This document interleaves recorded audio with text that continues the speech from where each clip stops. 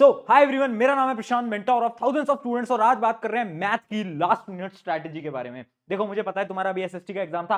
कुछ स्टूडेंट्स मतलब 80% से ज्यादा ऐसे स्टूडेंट्स हैं जिनका एसएसटी का एग्जाम बहुत अच्छा गया है, जबकि कुछ स्टूडेंट ऐसे हैं जिन्होंने कुछ मिस्टेक्स कर दी। एमसीक्यूज के अंदर, मैथ्स के अंदर बहुत सारी मिस्टेक कर दी। बट देखो, टेंशन की बात नहीं है, एग्जाम अच्छा गया है, बहुत बढ़िया बात है। बट अगर एग्जाम अच्छा नहीं गया है, इस मैथ के एग्जाम को हम बहुत अच्छा बना सकते हैं। और मैथ एक ऐसा सब्जेक्ट है जिसको अगर आप ढंग से पढ़ के जाते हो ना, तो आपके एक भी नंबर नहीं कटेंगे, पूरे के पूरे मार्क्स भी बिल्कुल बहुत आसानी से आ सकते हैं। आपके सीनियर लेकर आए हैं, ठीक है। आज वही आपको स्ट्रैटेजी बताने वाला हूं, उसको एक सिंपल सी स्टोरी से समझते हैं। पिछले साल दो स्टूडेंट थे, उनका एग्जांपल लेता हूं।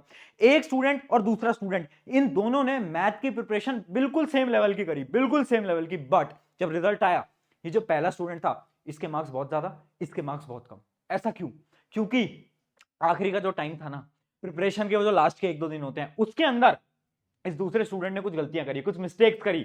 और वो मिस्टेक्स आपको नहीं करनी, और वो सारी मिस्टेक्स बताऊंगा, सोल्यूशन भी बताऊंगा। चलिए स्टार्ट करते हैं, कैसे हम मैथ को फोड़ने वाले हैं। और लास्ट में एक छोटा सा सरप्राइज भी है।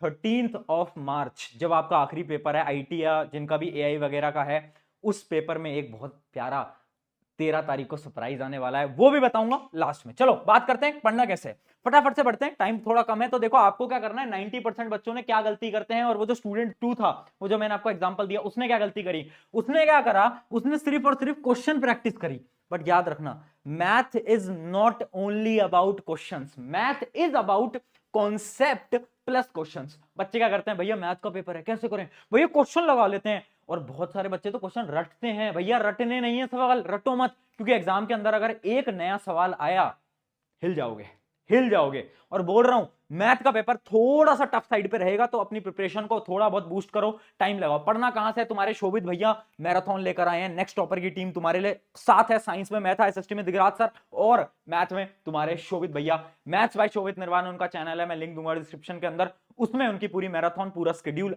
आ चुका है, पढ़ाई स्टार्ट हो गई है। तुम तैयार हो जाओ, शोभित भैया पढ़ाने वाले हैं, ठीक है। आगे बात करते हैं। अब एक फॉर्मूला बुकलेट मैंने आपको दे रखी है, तो वो जो है वो फॉर्मूला रिवीजन के लिए है। अगर आपके कॉन्सेप्ट एकदम स्ट्रांग है, तो आप फटाफट से फॉर्मूलास को रिवाइज कर सकते हो। फॉर्मूला बुकलेट जो है उसकी लिंक डिस्क्रिप्शन में। अब एक चीट शीट, एक बड़ी प्यारी चीज आप सभी के लिए मैं लेकर आया हूं। वो क्या है, अभी आपको दिखा देता हूं। ये उन लोगों के लिए है जिनकी मैथ बहुत ज्यादा वीक है। अगर तुम्हारी मैथ बहुत वीक है, तुम्हारे लिए एक बड़ी प्यारी चीज बनाकर लेकर आया हूं, दिखाता हूं। हमने क्या करा है, हमने हर चैप्टर के जो इंपॉर्टेंट टाइप्स के क्वेश्चन आ सकते हैं ना, वो सारे इंपॉर्टेंट टाइप के क्वेश्चन लगा दिए। जैसे कि अपना पहला चैप्टर रियल नंबर, इसमें आप देख सकते हो find HCF and LCM using prime factorization. उसके अलावा find HCF and LCM and verify the relationship, ये आपके पहले चैप्टर के इंपॉर्टेंट सवाल। उसके अलावा आप देख सकते हो पॉलिनोमियल में किस टाइप के सवाल आते हैं। तो यहां पर हमने दे रखा है कि भाई देखो, जीरोस पे सवाल आ जाते हैं, ग्राफ पे सवाल आ जाते हैं। इंपॉर्टेंट भी लिख रखा है यहां पर कि alpha and beta are the two zeros. तो हर टाइप के जो टाइप ऑफ क्वेश्चंस है ना, वो कौन कौन से आ सकते हैं, वो सारे के सारे आपके लिए बना रखा है। इसकी लिंक भी डिस्क्रिप्शन में। ये एक ऐसी चीज है जिसमें से आपका 90% पेपर उठ के आने वाला है, ठीक है। तो थोड़ा सा इन चीजों को पढ़ लेना, स्पेशली वो बच्चे जिनकी मैथ बहुत वीक है। ये सारे इंपॉर्टेंट चीजों को करके जाना है बेटा, यहीं से पेपर बनेगा। बाद में आकर बोलोगे प्रशांत भैया मजा आ गया, यहीं से ही हमारा पेपर बना था। अगली चीज देखते हैं। अगली चीज है हमारी क्या, क्वेश्चंस कम करो बट पूरे करो। देखो, एक बहुत ज्यादा इंपॉर्टेंट चीज है। बच्चे क्या करते हैं, भैया हम ना 2-3 दिन में ना 100-200-500 सवाल लगाएंगे, और मैं पूछता हूं कि तुम क्वेश्चन को सॉल्व कैसे करते हो, तो वो क्या करते हैं, क्वेश्चन देखते हैं और अपने दिमाग के अंदर सोचते हैं, अच्छा ये तो ऐसे ऐसे ऐसे ऐसे सॉल्व होगा। तुम सॉल्व ही नहीं करके देखते। कितने ऐसे बच्चे हैं जो कि एक्चुअली में लिख लिख के सॉल्व नहीं करते। अगर तुम लिख लिख के सॉल्व नहीं कर रहे हो, मैं बता रहा हूं एग्जाम में क्या होगा, बहुत ज्यादा डर होता है एग्जाम के अंदर, तुम कैलकुलेशन में कोई गलती कर दोगे। इस वजह से अभी से ही आंसर को सॉल्व करना स्टार्ट करो। जितने भी क्वेश्चन लगा रहे हो, आधे अधूरे मत छोड़ो, कैलकुलेशन की लास्ट तक जाओ, बिल्कुल लास्ट तक, जहां तक यूनिट तुम्हारे निकल के आते हैं। आगे बढ़ते हैं। सैंपल पेपर विद टाइम, याद रखना मैथ का पेपर थोड़ा टफ आए या ना आए, मतलब थोड़ा टफ शायद आ सकता है, वो मेरी प्रोबेबिलिटी है, बट लेंदी तो हर बार आता है। तो थोड़ी बहुत यार प्रैक्टिस करो टाइम के साथ, है ना। तुम्हारी टाइम बहुत, स्पीड बहुत तेज होनी चाहिए, स्टार्टिंग से ही बहुत तेज होनी चाहिए। अगला पॉइंट क्या है, क्वेश्चन देखते ही अगर ब्लैंक हो जाते हैं तो क्या करें। 90% बच्चे नया सवाल देखेंगे, ब्लैंक हो जाएंगे। बार बार बार बार बार बार करना क्या है, बहुत सिंपल सी बात है। अभी जितना भी समय तुम्हारे एग्जाम में है ना, तुम क्या करो, क्या करोगे, तुम पहले ना आसान क्वेश्चंस को लगाओ, पहले इजी चैप्टर्स को उठाओ, जो आसान चैप्टर ना वो उठाओ। हम क्या करते हैं ना, हम मैथ स्टार्ट कर रहे हैं, भैया अभी ना मेरे 2 दिन में मैथ का पेपर है, 3 दिन में मैथ का पेपर है, कौन सा चैप्टर उठा रहे हैं, भैया सरफेस एरिया वॉल्यूम उठा रहे हैं। अरे भाई, अगर तुझे वो चैप्टर सर्कल्स उठा रहे हैं, अरे भाई अगर तुझे वो चैप्टर समझ नहीं आता, तो पहले उसको क्यों करना है, पहले आसान चैप्टर करो, कॉन्फिडेंस बिल्ड करो। जब कॉन्फिडेंस बनेगा ऑटोमेटिकली आगे के चैप्टर भी होते रहेंगे। तो थोड़ा बहुत शेड्यूल को फॉलो करो, और ऐसा ही शेड्यूल आपके शोभित भाई ने आपके लिए वैसे मैराथन में बना ही दिया है। आगे बढ़ते हैं। अब पेपर अटेम्प्ट कैसे करना है। मेरे हाथ में बोर्ड वाले एग्जाम दिन पेपर आया, अटेम्प्ट कैसे करूंगा मैं, स्ट्रैटेजी समझ लेना फटाफट से। पहली चीज, यूनिट्स को अंडरलाइन या फिर डॉट करो। देखो अंडरलाइन करना बहुत सारे एग्जामिनेशन सेंटर के अंदर अलाउड नहीं होता, तो आपको क्या करना है, ये साइंस के अंदर भी बताया था कि जितने भी आपके यूनिट्स हैं, जैसे एक सवाल है जिसके अंदर दे रखा है 10 सेंटीमीटर उसकी लेंथ है, तो उस सेंटीमीटर वाले पार्ट को थोड़ा सा डॉट कर लेना। क्यों, जब आप उस क्वेश्चन को पढ़ोगे ना तो क्या होगा ना कि आपको याद रहेगा कि यूनिट यहां पर सेंटीमीटर है। 90% बच्चे गलती क्या करते हैं, एक यूनिट सेंटीमीटर है और सवाल पूछा है आंसर बताओ मीटर के अंदर, और हम क्या है ना आंसर को सेंटीमीटर में ही छोड़ देते हैं, मीटर के अंदर कन्वर्ट ही नहीं करते, वहां पर नंबर कट जाते हैं। याद रखना ये पहले करना है। अगला क्या है, कौन सा सेक्शन से शुरू करना है। तो देखो तुम नॉर्मल भी कर सकते हो एमसीक्यू वगैरह, बट मैं पर्सनली क्या सजेस्ट करता हूं, ये मेरा पर्सनल सजेशन है, वो ये है हाई वेटेज के सेक्शन को आपको पहले करना है। देखो हाई वेटेज का जो सेक्शन होता है उसको अगर आप पहले करोगे ना तो होता क्या है, आपकी जो कैलकुलेशन होती है वो सबसे ज्यादा हाई वेटेज वाले क्वेश्चंस में होती है।